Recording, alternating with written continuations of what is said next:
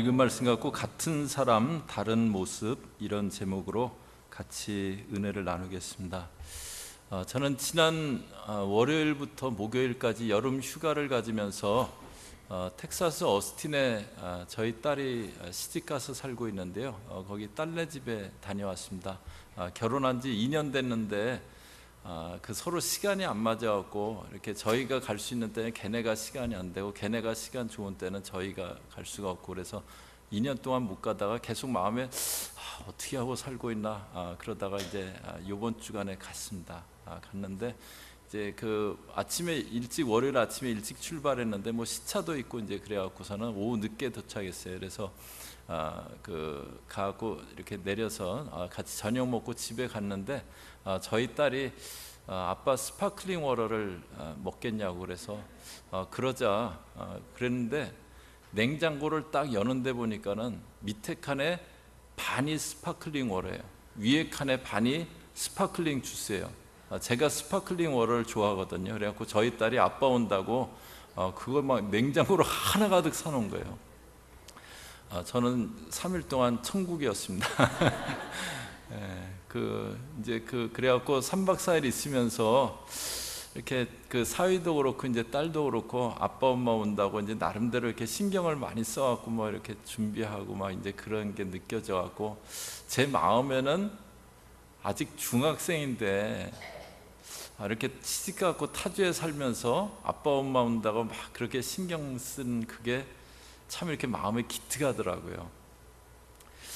오늘 저희 주일 맞아서 예배하는데, 오늘 저와 여러분을 보는 하나님 마음은, 나를 보는 하나님 마음은 어떠실까? 저희가 한번 좀 생각해 봤으면 좋겠는데요. 저희가 지금 이제 베드로 전서를 쭉 봤습니다. 올해 베드로 전서를 보고 오늘부터 이제 베드로 후서를 보는데요. 베드로 전서는 AD 64년에 네로의 박해가 막 일어날 무렵에 그렇게 써졌던 성경입니다. 박해 가운데 성도들을 격려하기 위해서 베드로 전서를 썼는데요. 베드로 후서는 그때부터 2년 뒤에 써졌습니다. AD 66년에 쓴 것으로 그렇게 보는데요. 이때도 이제 박해는 이렇게 있지만, 그런데 그것 때문에 베드로 후서를 쓰진 않고요. 그런 박해 가운데 교회 안에 일어난 일이 있는데, 영지주의라든가 이제 뭐 나중에 설명할 기회가 있겠지만 쾌락주의라든가 이런 것이 미혹하는 그런 교리들이 교회와 성도들을 이렇게 침투해 들어오고 있었어요. 그래서 그런 잘못된 가르침으로부터 교우들을 지키기 위해서 이 베드로후서를 그렇게 썼습니다. 오늘 말씀은 이제 베드로후서를 시작하는 그 인사말 서문인데요. 베드로가 자기를 이제 소개하는 말이 있습니다. 1절 다시 한번 보시면은, 예수 그리스도의 종과 사도인 시몬 베드로는, 여기 이제 예수 그리스도의 종과 사도라고 자기를 소개합니다.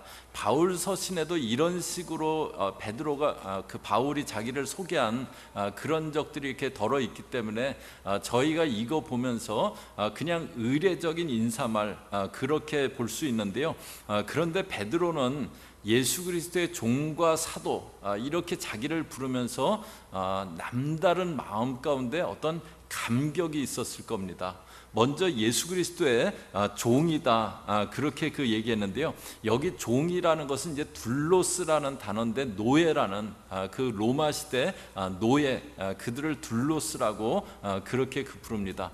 노예는 자기 의지가 없는 그런 존재입니다. 그냥 주인이 시키는 대로 해야 되는 그런 존재가 노예예요.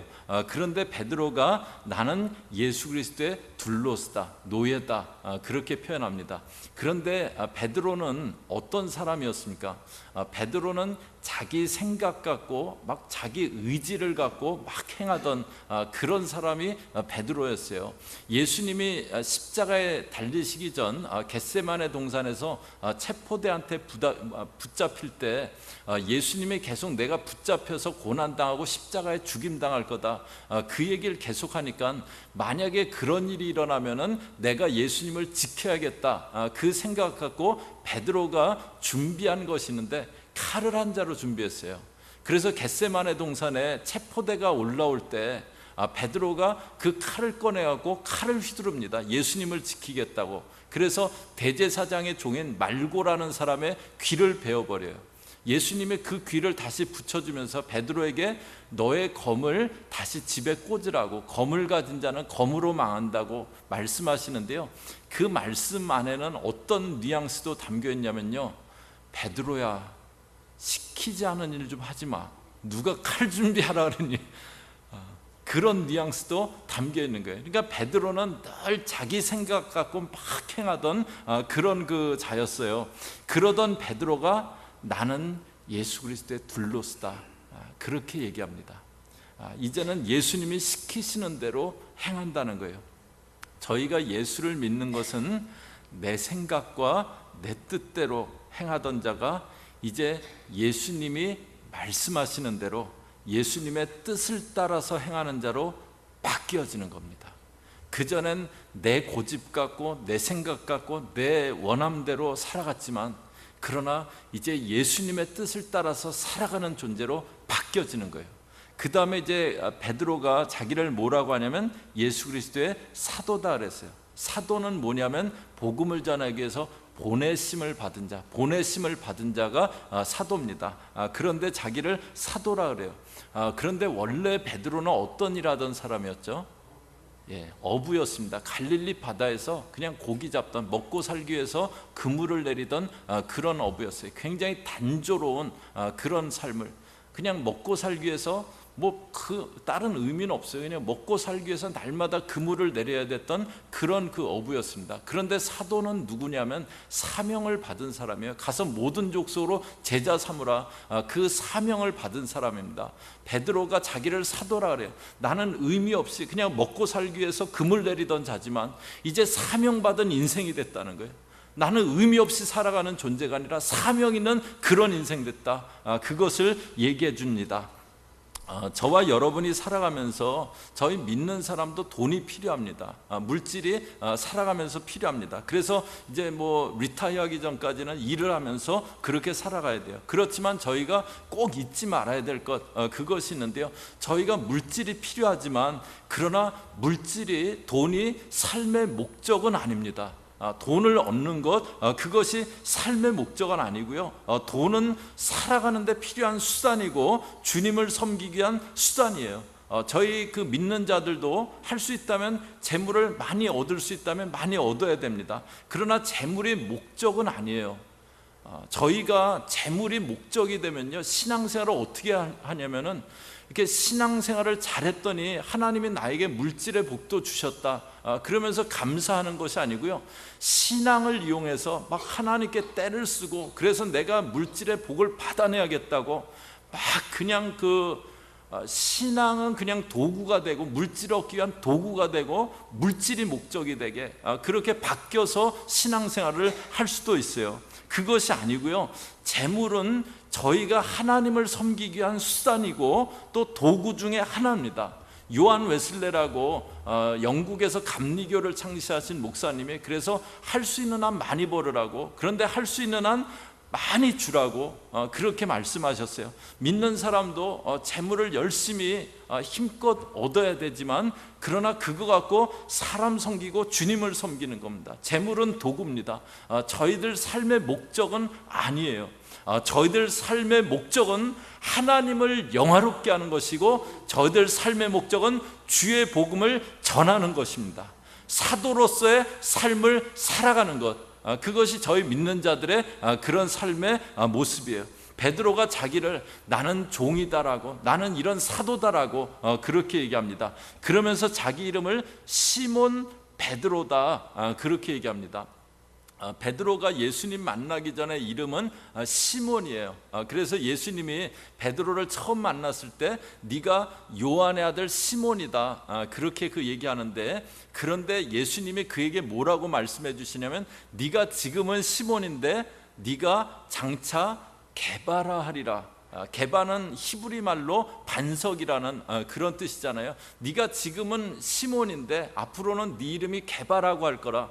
근데 게바를 히브리 말이 아닌 이 당시 로마 통용어인 헬라 말로는 페트라, 베드로라고 그렇게 합니다. 네가 반석이 될 거다. 이것은 이제 네가 실수 많고 허점투성이 덜렁뱅이, 지금은 그런 시몬이지만 앞으로 반석 같은 존재가 될 거다. 그것을 말씀해 주신 건데요, 베드로가 자기를 종이고 사도다 그렇게 소개하면서 자기에게 일어난 그 변화들이 생각이 나는 거예요. 그래서 나는 이전에는 시몬이었지만 나는 더 이상 그 시몬이 아니고 나는 이제 예수님이 반석이라고 불러준 그 베드로라고 그렇게 자기 이름을 그래서 시몬 베드로라고 소개를 합니다. 믿는 사람은요, 믿기 전이나 지금이나 똑같은 존재는 아닙니다. 믿는 사람이 믿기 전이나 지금이나 아무 변화가 없어요. 그러면 그거는 내가 과연 믿는 건가 한번 생각해 봐야 됩니다. 믿는 사람은 믿기 전이랑 믿은 후랑 어떤 변화가 일어나는 사람이에요. 초신자 때랑 시간이 지난 때랑 변화가 일어나는, 사람은 같은 사람인 것 같지만 그러나 그 속에 변화가 일어난 사람, 그 사람이 믿는 사람입니다. 생명의 변화가 일어나고 내가 살아가는 이유의 변화가 일어나는 그 사람이 믿는 사람이에요. 같은 사람이에요. 그러나 여러 가지 모습에서 이제 다른 모습의 그런 사람이 되는 겁니다.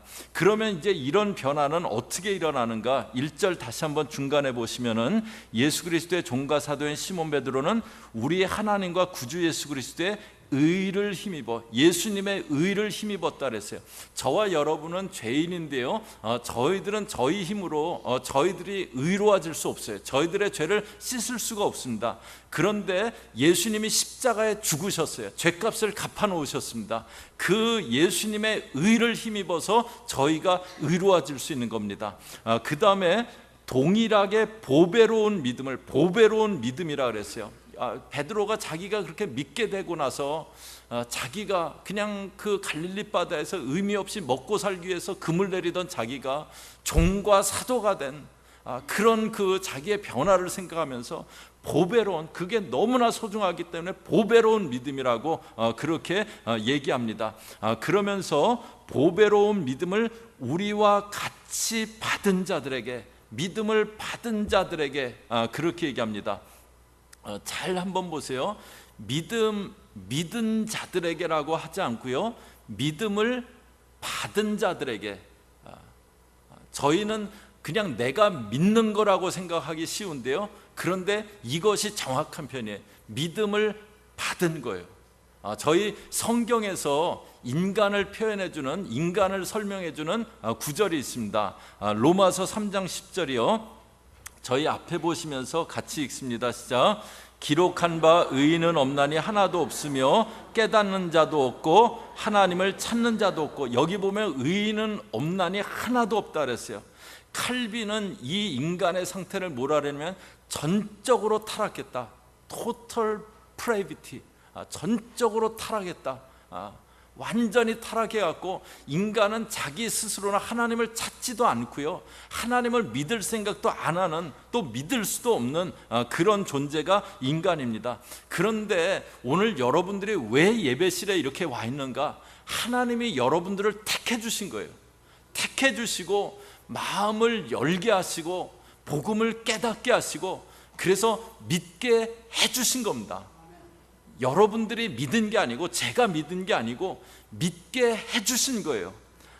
그렇게 믿음이 주어져서 믿게 되고, 그 다음에 저희가 해야 될 것이 있어요. 2절에 보시면은요, 하나님과 우리 주 예수를 알므로 믿음이 주어졌어요. 그 다음에는 하나님과 예수를 알아가는 거예요. 여기 알므로라는 단어는 어떤 뜻을 포함하고 있냐면 그냥 어렴풋이 아는, 대강하는 그것이 아니고요, 그냥 그렇게 아는 게 아니고 어떤 대상을 분명하게 아는 것, 그것이 여기 알므로예요. 이제 그 믿음이 주어졌으면 그 다음에는 예수님을 분명하게 알아가라는 거예요. 예수님을 분명하게 알아가라.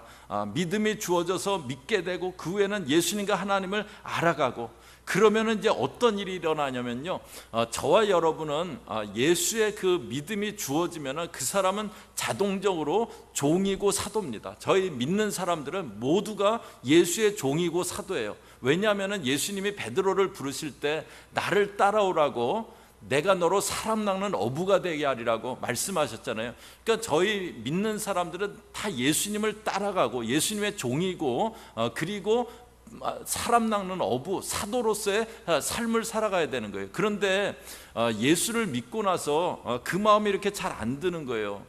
이렇게 내가 그 종으로 살아가면은, 사도로 복음 전하는 게 내 삶의 제일 첫 번째 목적으로 살아가면 너무 어렵고 힘들지 않을까? 막 그런 생각이 들어갖고 그렇게 종으로 사도로 살아갈 마음도 안 생기고 또 자신도 없고 그럴 수 있어요. 그런데 믿음이 주어지고 그 다음에 예수님에 대해서 계속 알아가는 거예요. 분명히 알아가는 거예요. 그리고 알아갈수록 저희들 가운데 확신이 드는 게 예수님이 인도하시는 길이 최선의 길이다. 그 확신이 드는 거예요. 그때 이제 내 생각대로 살지 않고 예수의 종으로 살아가야겠다. 이제 내 삶의 우선순위를 복음 전하는 것 거기 두면서 살아가야겠다. 그렇게 되는 겁니다. 이제 그렇게 믿음이 주어지고 예수를 알아가면서 종과 사도로 살아갈 때 어떤 일이 일어나는가? 2절 뒷부분에 보시면요, 은혜와 평강이 너희에게 더욱 많을지어다. 그 사람에게 은혜와 평강이 주어진대요. 그 사람에게 믿음이 주어졌어요. 예수님을 계속 알아가요. 그러면서 이제 예수의 종으로, 예수의 사도로 살아갈 때 그 삶에 은혜와 평강이 주어진대요. 이 베드로 사도가 너에게 더욱 많을지어다. 이것은 뭐냐면요, 자기가 경험했어요. 자기가 예수님 따라가면서 이제 예수님 알아가고 종과 사도로 살아갔더니 정말 은혜와 평강이 있는 거 자기가 경험했어요. 너희도 이렇게 살아가면서 은혜와 평강을 누리라고 그렇게 얘기하는 겁니다. 믿음이 주어지고 예수님을 분명히 알아감으로 종과 사도로 계속 살아가고, 그래서 그 가운데 은혜와 평강을 누리는 것. 믿음이 주어졌어요. 예수님을 계속 알아가요. 그래서 내 삶에 이제 종과 사도로 살아가야지, 그 마음이 들어지고 그렇게 살아가면서 은혜와 평강을 누리는 것, 그것이 신앙생활입니다. That is Christian. 그게 신앙생활, 예수 믿는 사람이에요. 저에게도 믿음이 주어졌어요. 이렇게 제가 가끔 얘기 드리잖아요. 제가 예수 믿기 전에 아무도 고등학생 때 전도한 사람이 없어요. 아무도 이렇게 제 주변에 친구들, 교회 다니는 친구들이 있었는데 예수 믿을 사람 안 보였던 것 같아요. 근데 제가 믿은 거는 이렇게 믿음이 주어졌어요. 그리고 예수님 계속 알아갔어요. 근데 제가 알아가면서 경험한 예수님, 정말 선하신 분, 정말 좋으신 예수님이셨어요. 그래서 할 수 있는 한 종으로, 사도로 그렇게 살아가려고 합니다. 저희 오늘 3부 예배 식구들 하나님이 택해 주셨기 때문에 이 자리에 나와 있습니다. 이렇게 지금 이 시간에 다른 곳에 있는 사람들도 있을 텐데 예배실에 이 시간에 와 있는 거는 하나님이 택해 주신 거예요. 하나님이 주시는 그 믿음의 은혜가 여러분들 가운데 다 있기를 바라고요. 그리고 그 이제 믿음 갖고 계속 예수님을 계속 알아가세요. 그래서 내 삶이 이제 예수의 종으로, 사도로 살아가겠다, 그 마음에 결심이 있으시고, 그래서 은혜와 평강이 있고, 하나님이 보실 때 똑같은 사람인데 참 많이 바뀌었다, 똑같은 사람인데 참 많이 변했다, 그렇게 보실 수 있는 여러분들 되시기를 주의 이름으로 축복합니다. 같이 기도하겠습니다.